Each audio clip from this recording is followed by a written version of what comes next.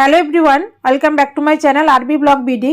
আজকে আমি আপনাদের সাথে শেয়ার করব একেবারে সহজ এবং খুবই হেলদি নাস্তার একটি রেসিপি। আমাদের হাতের কাছে থাকা অল্প কিছু উপকরণে নাস্তাটি তৈরি করে নিতে পারবেন। খেতেও ভীষণ মজার হয়ে থাকে, খুবই সফট, চাইলে বাচ্চাদের টিফিনও দিতে পারবেন। আশা করছি রেসিপিটি আপনাদের কাছে ভালো লাগবে। তো চলুন রেসিপিটির পুরো প্রস্তুত প্রণালী দেখে নিই। এর জন্য এখানে আমি একটা স্ট্যান্ডের মধ্যে 1 কাপ ময়দা নিয়ে নিব,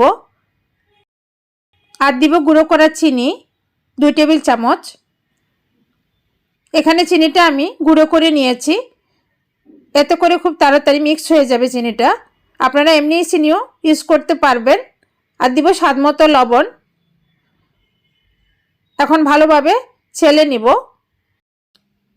ছেলে নিলে নাস্তার ব্যাটারটা খুবই মসৃণ হবে।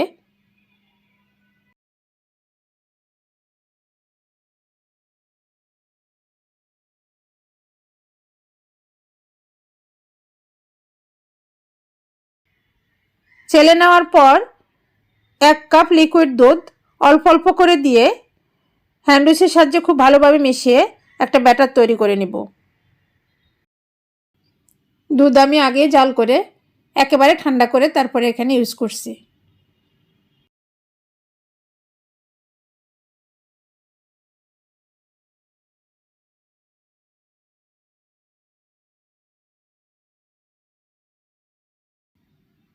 দুধ ভালোভাবে মিক্স করার পর দিয়ে দিব রুম টেম্পারেচারে থাকা 2টা ডিম, আর দিব 3-4 ফোঁটা ভ্যানিলা এসেন্সের পরিবর্তে আপনারা এলাচ গুঁড়ো দিতে পারেন বা লেবুর খোসাও গ্রেট করে দিতে পারেন, এত সুন্দর একটা ফ্লেভার আসবে। আবারও হ্যান্ড উইচের সাহায্যে খুব ভালোভাবে মিক্স করে নেব।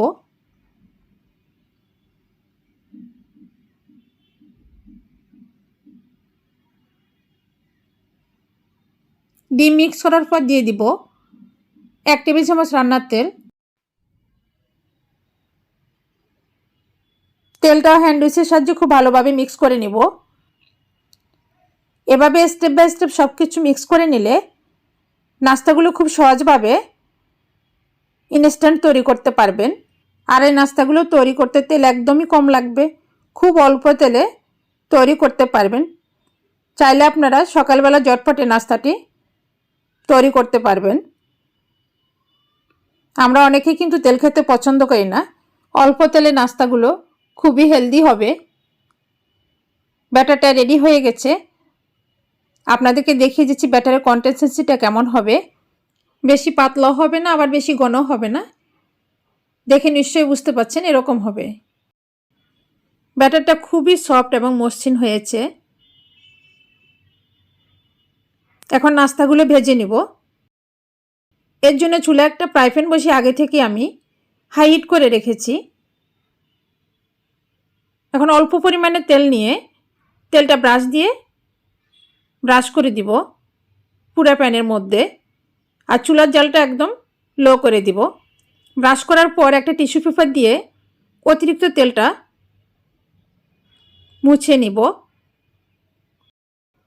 এরপর পরিমাণ মতো ব্যাটার দিয়ে চামচ দিয়ে এভাবে ছড়িয়ে একটা রুটির মতো গোল করে দিব।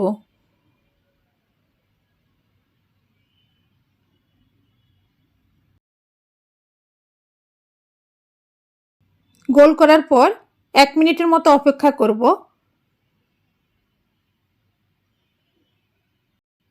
তারপর উপরের কালারটা যখন চেঞ্জ হয়ে আসবে তখন উল্টিয়ে দিব। এভাবে এপিট ওপিট করে উল্টিয়ে হালকা ভেজে নিব। তেল দিতে হবে না, আর এ তেলেই হবে এটা।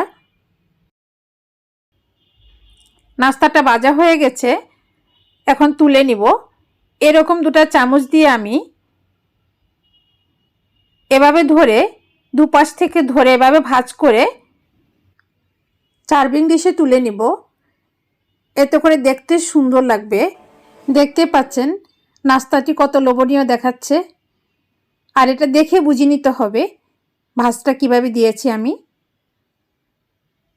আমি আরও একটা দেখিয়ে দিচ্ছি। একইভাবে আমি পরিমাণ মতো ব্যাটার দিয়ে দিব, তারপর চামচ দিয়ে এভাবে ছড়িয়ে রুটির মতো করে দিব। তারপর 1 মিনিটের মতো অপেক্ষা করব। অপেক্ষা করার পর উপরে কালারটা যখন চেঞ্জ হয়ে যাবে তখন উল্টিয়ে দিব। এভাবে এপিট ওপিট উল্টিয়ে হালকা একটু ভেজে নিব। তারপর 2টা চামচ দিয়ে এভাবে ধরে দুপাশ থেকে ভাঁজ করে সার্ভিং ডিশে তুলে নেব।